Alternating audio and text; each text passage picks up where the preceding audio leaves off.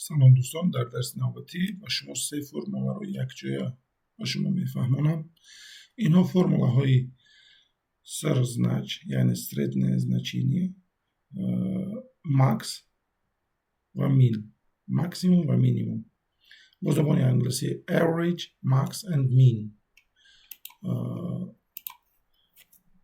فرموله یکم ما این برای حساب میانه رو برآوردن از بین یک چند رقم.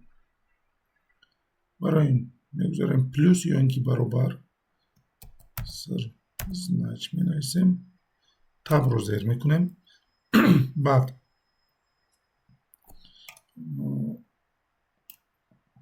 مجره های لازمه رو انتخاب میکنیم و انتر رو زیر میکنیم. حساب میانه ما 41120 سومونی. فرموله دوم از بین یک چند رقم از همه کلانش رو انتخاب میکنید. می نویسیم ماکس، تاب رو زیر میکنیم، رقم ها رو انتخاب میکنیم و انتر رو زیر میکنیم.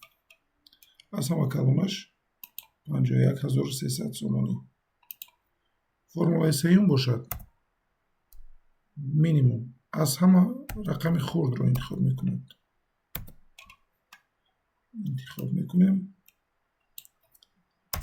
انتر رو زیر میکنیم. از همه رقم خردی ما 20536 سومانی است.